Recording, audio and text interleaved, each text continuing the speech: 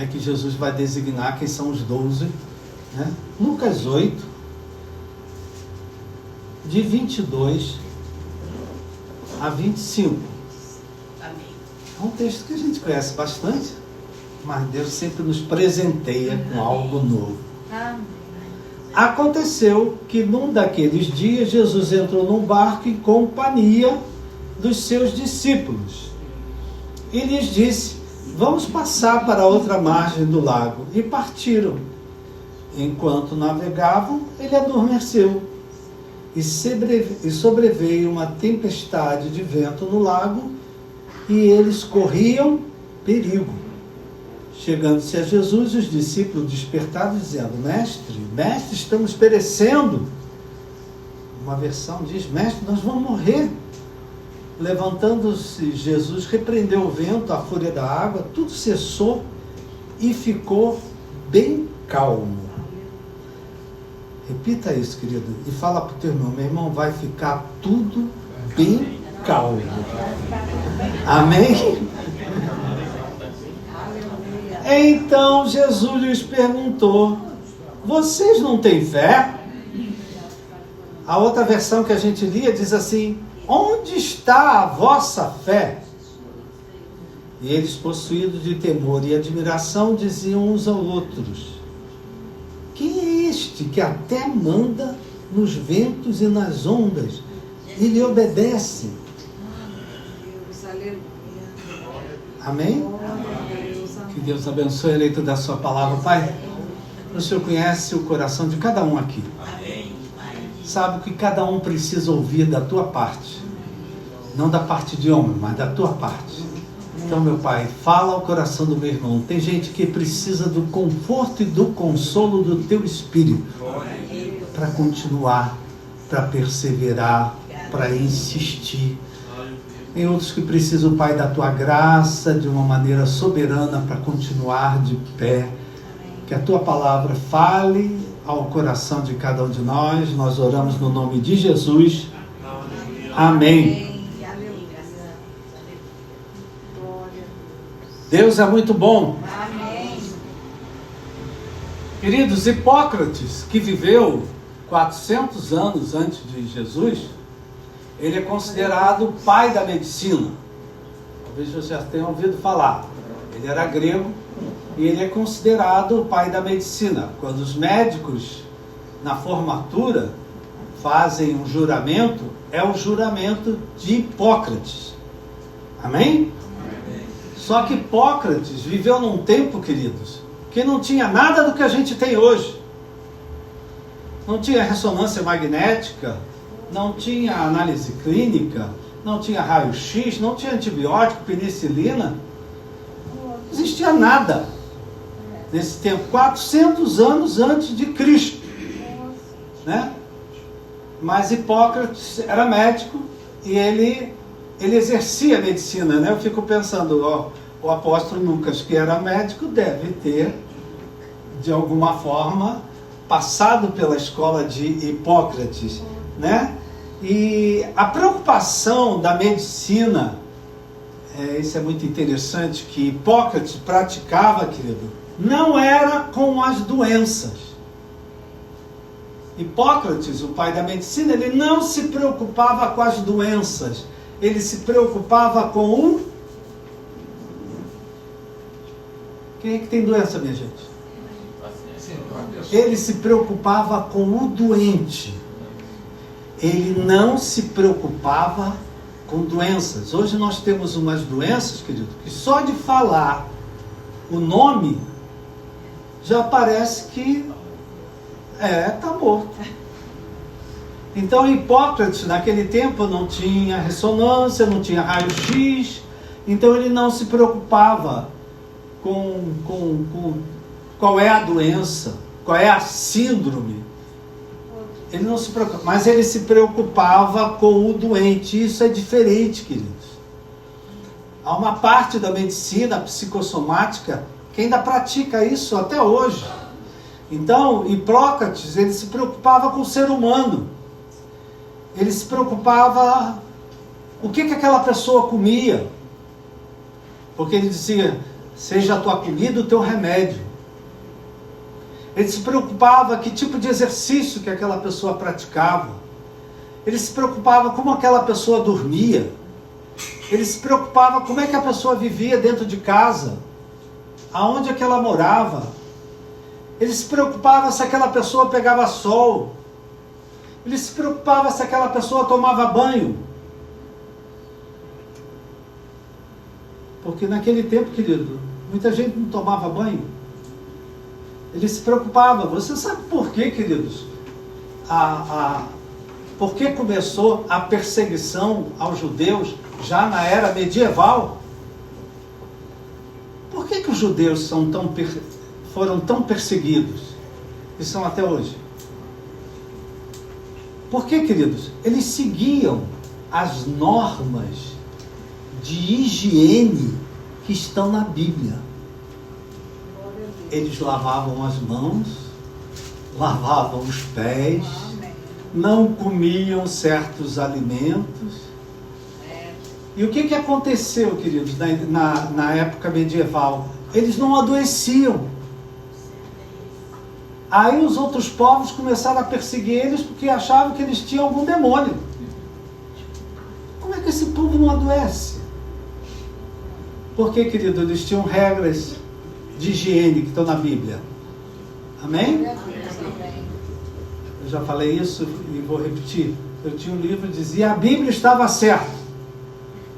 Glória a Deus. Onde mostra que tudo que está na Bíblia é verdade.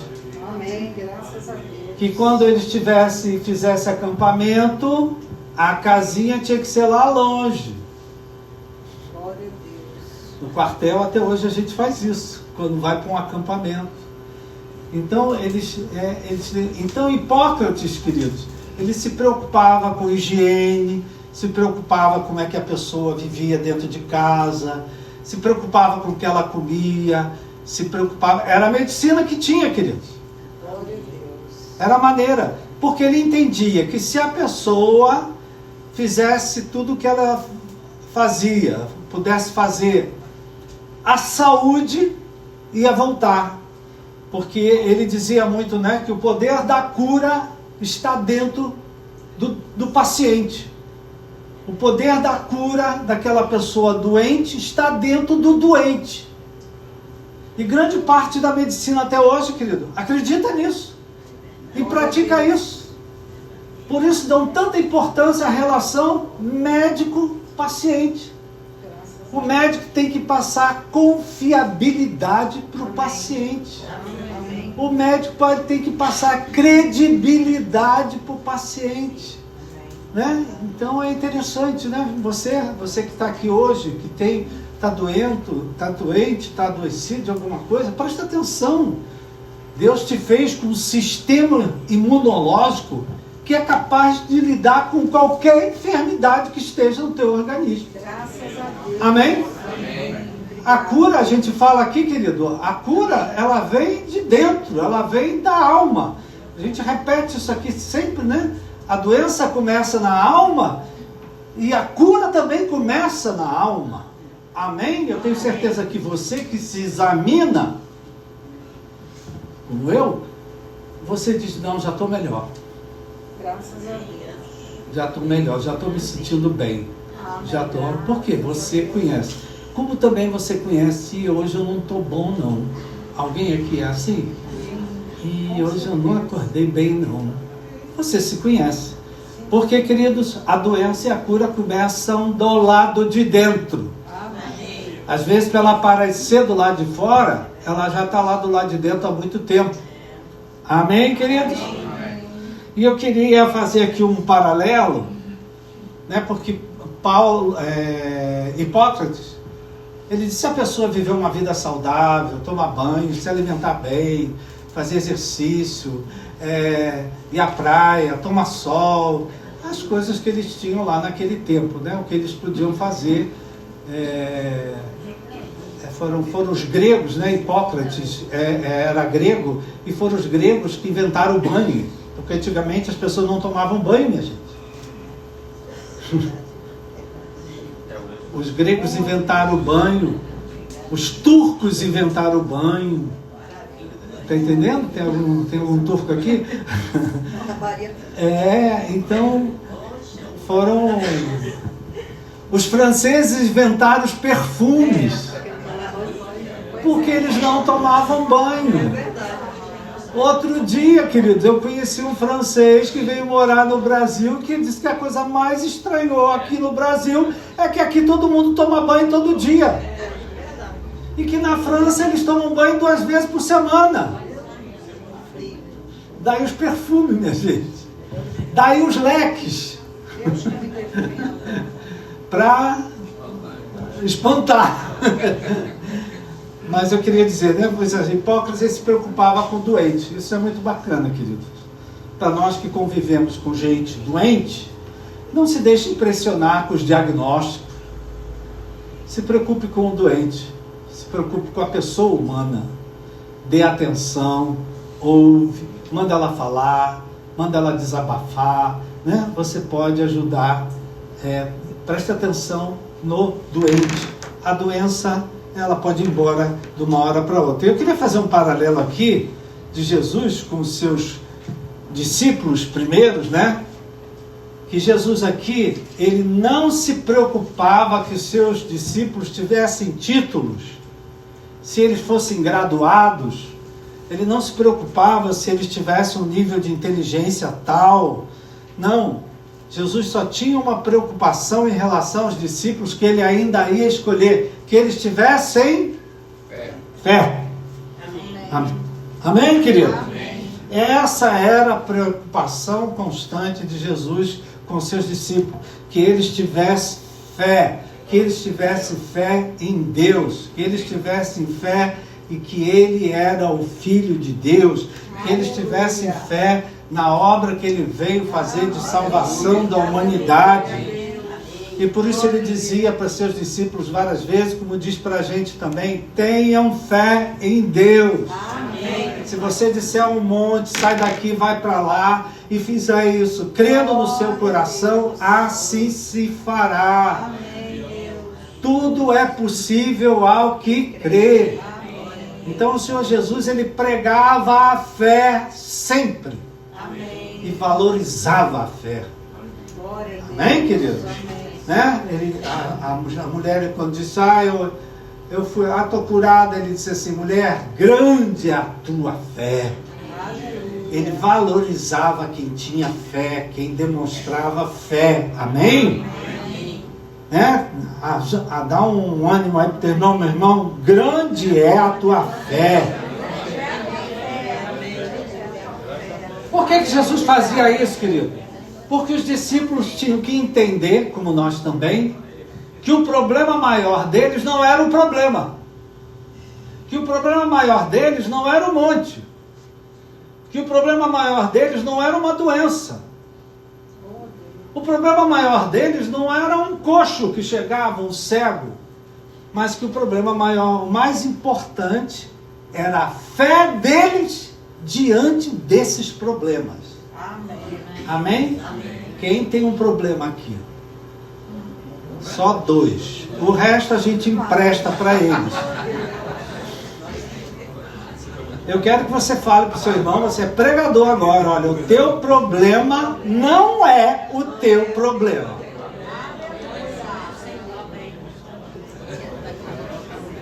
Amém? O teu problema não é o teu problema. O teu problema, o teu desafio mais importante é a fé com que você reage diante do teu problema. Amém? O teu problema não é aquela pessoa que esquenta a tua cabeça, mas é a fé com que você reage diante dessa pessoa que esquenta a tua cabeça. Amém, queridos? Por isso que eu gosto, lembro com carinho e agradeço muito daqueles que me discipularam, que logo no princípio sempre diziam para mim, Roberto, todo problema é uma crise de fé. Em todo problema, quem está em jogo é a fé. Ah, mas isso é muito... Não, o que está em jogo é a fé. Ah, mas fulano não presta. Ele pode não prestar, mas o teu problema não é ele não prestar. O teu problema é como é que você reage diante de uma pessoa que não presta. Meu Deus. A tua fé é em Deus, que Deus pode resolver isso. Deus pode trazer. Amém, querido? Amém. Então deixa o Espírito Santo falar com você aqui, tá, meu irmão? Você que chegou aqui trazendo um probleminha, trazendo um problemão, você que recebeu um diagnóstico, recebeu, sei lá o que foi que te abalou, que mexeu contigo, o teu problema não é o teu problema. O teu problema é a fé com que você reage a esse problema. Amém. Tudo depende da tua fé. Jesus, teus discípulos oraram, mas não conseguiram nada. Se tu podes fazer alguma coisa, ajuda-me. Jesus, se podes, tudo é possível ao que crer. Amém? Amém. Então, presta atenção aqui, querido. Esse é um texto simples, básico, que a gente já passou por aqui muitas vezes, mas a gente sempre aprende mais. Os discípulos aqui, queridos, estavam sendo discipulados. Né? Jesus estava preparando eles para acompanharem ele. E aí, eles aqui, nesse texto, estavam obedecendo uma ordem de Jesus. Jesus falou para eles, vamos passar para outra margem do lago. O lago do Mar da Galileia é um lago, minha gente. Mas ele é um mar quase, porque ele é muito grande. Tá entendendo? E as cidades são ao redor dele. Cafarnaum, né? Todas essas cidades são ao redor do Mar da Galileia. E Jesus, vamos passar para outra margem do lago. E diz a palavra, o texto diz que eles partiram, que eles estavam navegando, corria tudo bem, ao ponto de Jesus, que estava no barco, ter adormecido. Alguém aqui de vez em quando fica cansado? Ó, meu irmão, você tem direito a ficar cansado, tá? Que Jesus também ficava cansado. Ele até adormecia, né? E aí, queridos, sobreveio uma tempestade de vento no lago, que trouxe um grande perigo. Queridos, o perigo aqui era real, era verdadeiro. O Mar da Galileia, até hoje, ele é assim. O Mar da Galileia, querido, é interessante, ele é cercado de montes. Né? Os montes todos ao redor do Mar da Galileia, e ele é num vale. Então ele é 200 metros abaixo do nível do mar. Lá em cima está o mar. O Mar da Galileia, ele é num vale, ele é 200 metros. E por causa dessa geografia, topografia, sei lá por quê, ele é sujeito a tempestades de vento. Não tem chuva não, minha gente. De repente dá um vento inesperado, repentino, que as ondas do mar alcançam 6 metros de altura. As ondas são capazes de afundar uma embarcação pequena, uma embarcação média, ela não consegue sobreviver a um temporal de vento. Essas mudanças aí que a gente vê lá na televisão, o ciclone extratropical, a frente fria, sabe Deus o que acontece? Até hoje o Mar da Galileia é assim, queridos. De uma hora para outra vem um pé de vento e muda tudo. Amém? E eles acontecem sempre inesperadamente, eles acontecem repetidamente, não é? E então eles estavam enfrentando aqui, os discípulos com o Senhor Jesus, um perigo real, verdadeiro. Talvez você também, querido, está vivendo situações hoje que estão te dando preocupação, que estão te dando medo, porque tu corre um perigo. Meu Deus, isso pode afetar tudo da minha vida daqui para frente, né? E eu quero chamar a tua atenção para 2 detalhes aqui, para nós que estamos vivendo pela fé. Diga amém. Amém. O fato de você estar fazendo o que Deus pede, o fato de você estar obedecendo ao Senhor Jesus, não te isenta, não te livra, não te imuniza de ser surpreendido por um temporal de um vento, de uma hora para outra na tua vida. É verdade. Vou repetir, porque às vezes tem pessoas que cobram de Deus. Ah, eu sou dizimista. Deus tem a obrigação de me abençoar. Eu honro meu pai e minha mãe. Deus tem obrigação. O fato da gente estar obedecendo a Deus e vivendo segundo a palavra de Deus, os mandamentos de Deus, querido, não nos livra de passar por um temporal de vento. Amém. De algo acontecer inesperadamente, de uma hora para outra, algo que você não contava, algo que você não esperava. Pergunta para o teu irmão, se tem a ver alguma coisa com você? Às vezes você está feliz, alegre, servindo a Deus, indo à igreja, pagando dízimo, louvando a Deus, adorando a Deus, trabalhando, fazendo tudo. E de repente vem um temporal de vento. Surge uma tempestade de vento. E vento a gente não vê, querido. A gente só sente os efeitos. Não é? Assustaram tanto a gente que vai vir essa madrugada, vento de 100 km horário. Para onde é que esse vento foi? Por aqui não passou não, minha gente. Minha mulher estava lá em casa orando, leva esse vento para o mar, leva esse vento para o mar. E coitado de quem está no mar, então. Não faça mal a ninguém que está no mar. Não faça mal a ninguém, é isso aí. Então, a primeira coisa que a gente traz aqui, querido, o fato de eu servir a Deus, de ser pastor, eu ser diácono, eu ser ministro de louvor, eu servir na escolinha, eu trabalhar na casa de Deus, eu pagar o meu dízimo, eu fazer isso, eu fazer aquilo, não me isentar, não me livrar, de uma hora para outra vir um temporal de vento. Surgiu uma tempestade onde você nem pensava, né? Porque tem uns mimimi aí, né? Deus não podia fazer, como que Deus fez isso? Brigam com Deus, né? Primeira coisa, detalhe que a gente pega aqui, né? Eu mesmo servindo a Deus, quem é que nessa caminhada com Deus, de muitos anos, já passou por muito temporal de vento? Bata na palma do teu irmão, meu irmão, tu é um vencedor, meu irmão. Tu é um vencedor.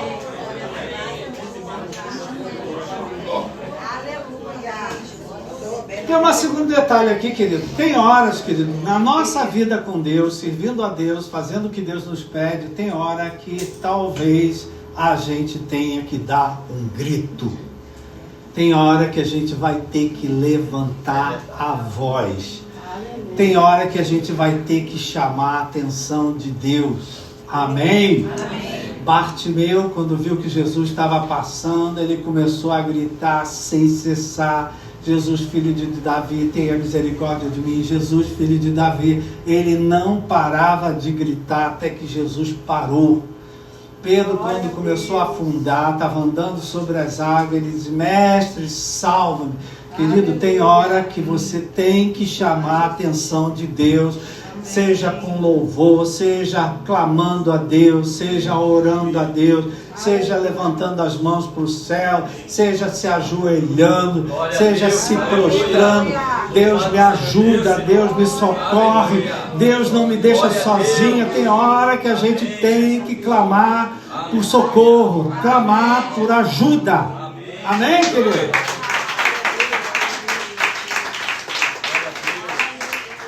Esses discípulos começaram: mestre, mestre, nós vamos perecer, mestre, nós vamos morrer. Acordaram Jesus, despertaram Jesus.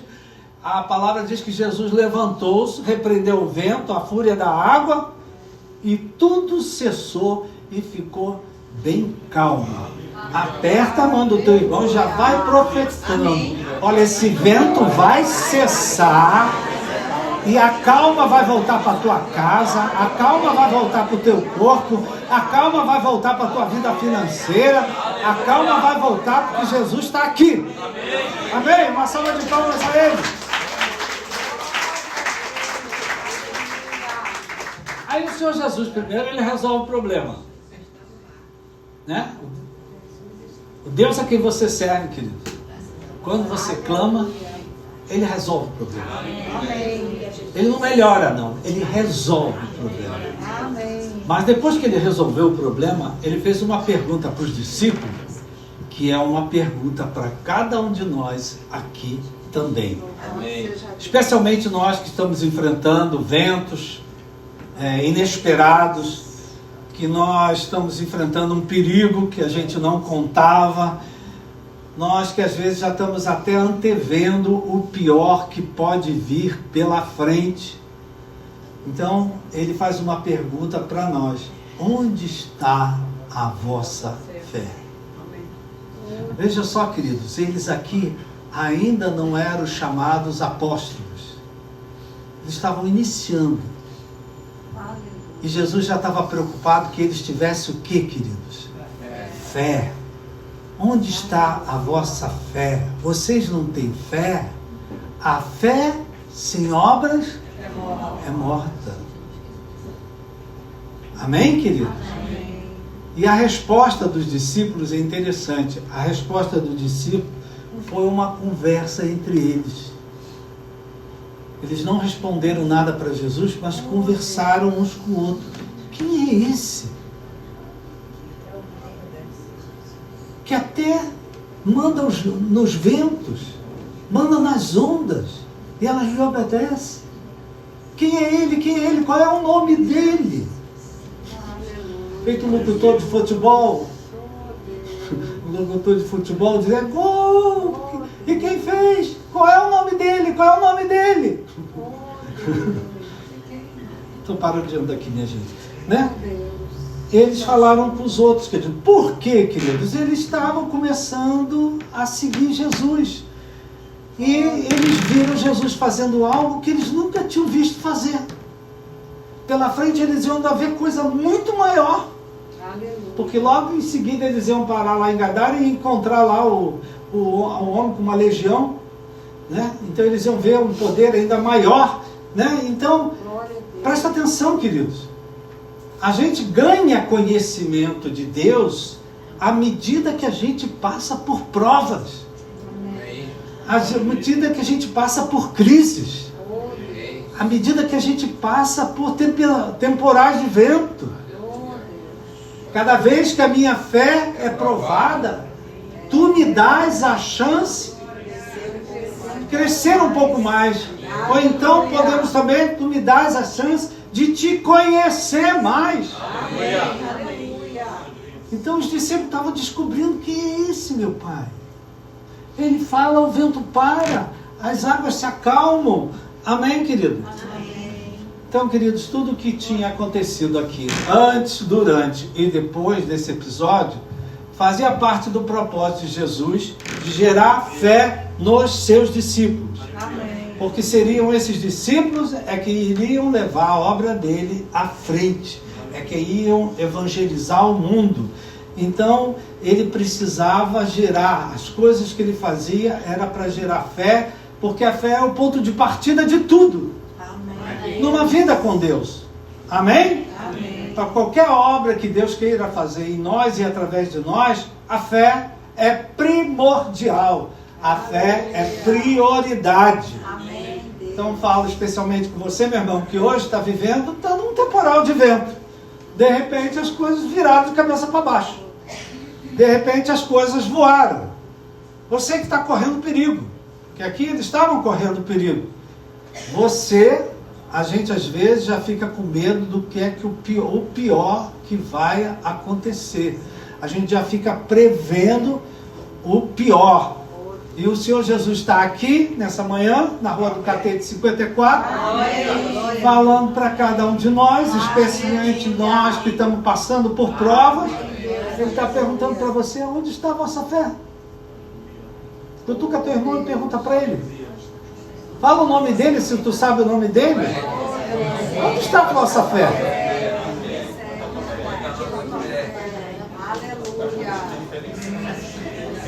E o Senhor Jesus, ele falava, né? Tende fé em Deus. No mundo vocês vão passar por aflições, mas tenham bom ânimo, porque eu venci o mundo. E eu gostei disso aqui, né? Desse versículo aqui, eu gostei demais. E tudo cessou e ficou bem calmo. Amém? Essa palavra é para você, meu irmão.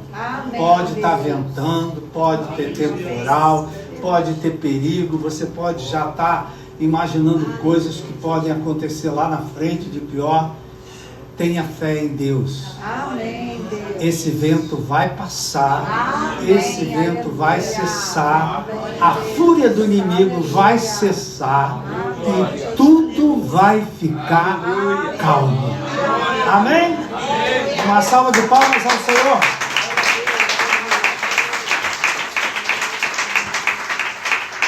Quero convidar você a se colocar de pé. Amém, queridos? Amém, Deus.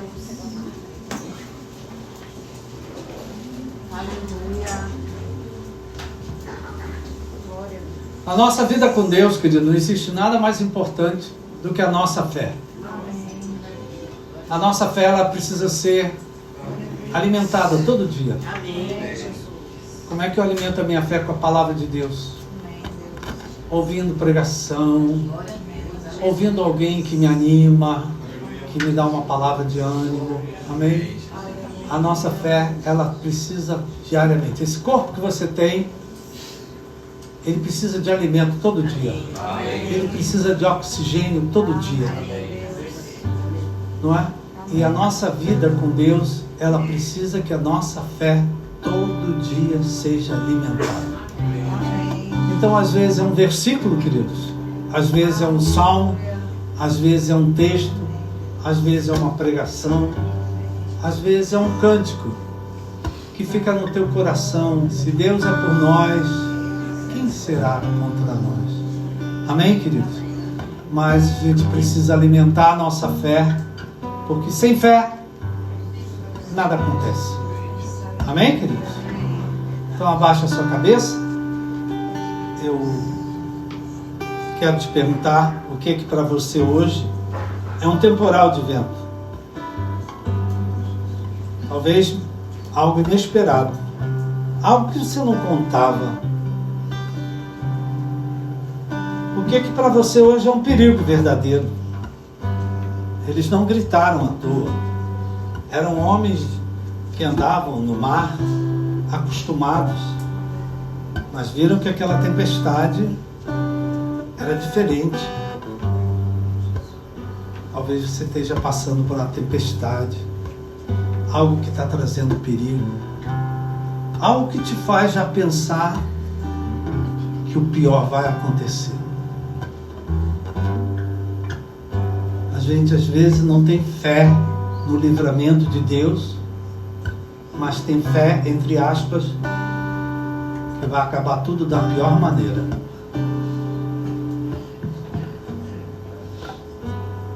Pai querido e amado, eu quero te agradecer pela tua palavra tão verdadeira, tão fiel.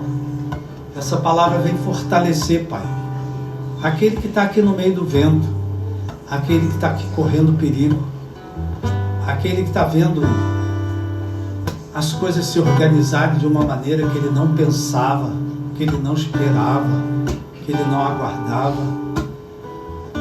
Vem consolar, Pai, aquele que está passando por um momento extremamente difícil e perigoso. Nós te pedimos, Pai, fortalece a fé do meu irmão, porque tudo que o Senhor vai fazer, o Senhor vai fazer pela fé. Amém.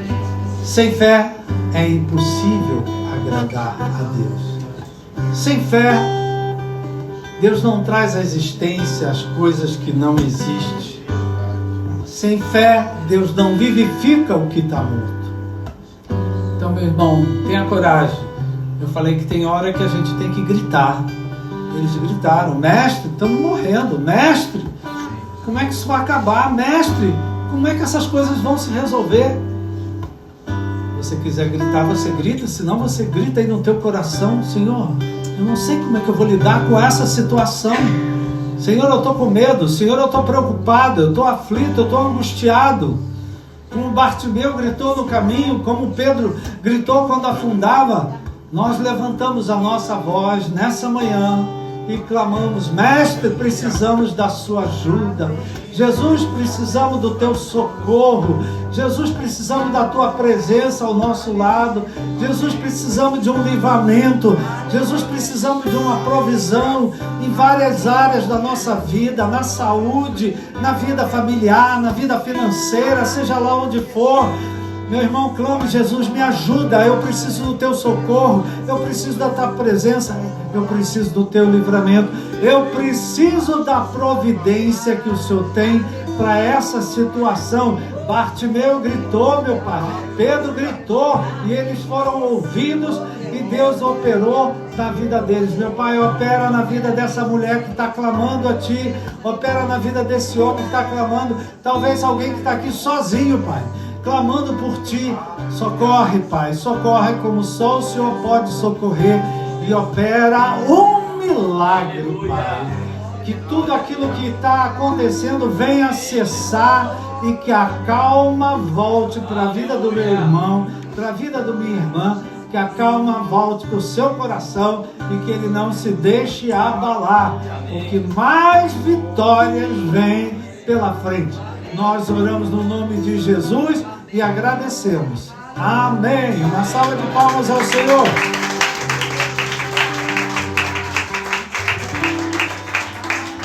Amém. Louvado seja Deus. Pastor Rafael, vem cá fazer uma oração. Amém. Dá a mão para o seu irmão aí, querido. Né? Dá uma palavra de fé para ele. Dá uma palavra de ânimo. Fica calma. Fica calmo. Amém.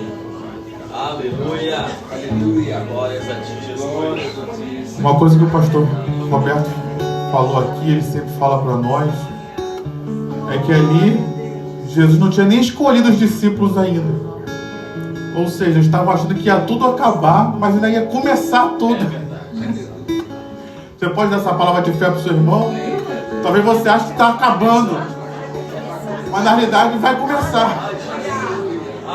Ainda vem bênção, ainda vem milagre, ainda vem obra de Deus, ainda vem manifestação do poder de Deus.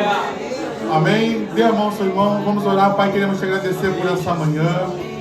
Quero encorajar meu irmão que está à minha esquerda, orando por ele, pedindo que o Senhor fortaleça a fé dele. O Senhor sabe o desafio que ele está passando, que ele vai enfrentar essa semana, que ao enfrentar o desafio, ao lidar com a situação, com a circunstância, que a fé que ele está recebendo essa manhã possa ser colocada em prática e ele veja um milagre na vida dele. Eu coloco a vida de quem está à minha direita também nas tuas mãos. Todo espírito de incredulidade caia por terra. Todo ataque do maligno à fé do meu irmão caia por terra, Pai querido. E nós saímos daqui fortalecidos na tua presença. Dá-nos um domingo de bênção, um domingo de vitória. Nos leva debaixo da tua bênção e proteção. Como foi falado aqui no ofertório, te agradecemos pelo mês de outubro que está terminando, Pai querido. E já com alegria e expectativa no nosso coração. E vamos entrar novembro com fé, entendendo que a tua bênção vai continuar sobre nós, a tua prosperidade, a tua provisão vai nos alcançar, e nós cremos que as vitórias que o Senhor tem para nós vão se cumprir. Assim nós oramos, Pai, que a tua bênção continue nos acompanhando, que o Senhor cuide de nós, ó Pai querido, e nos leve debaixo da tua proteção. Assim nós oramos e te agradecemos. Que a graça do Senhor Jesus, o amor de Deus, a comunhão e consolação do Espírito Santo seja sobre a tua vida hoje e permaneça para sempre. Amém. Deus abençoe a todos rica e abundantemente.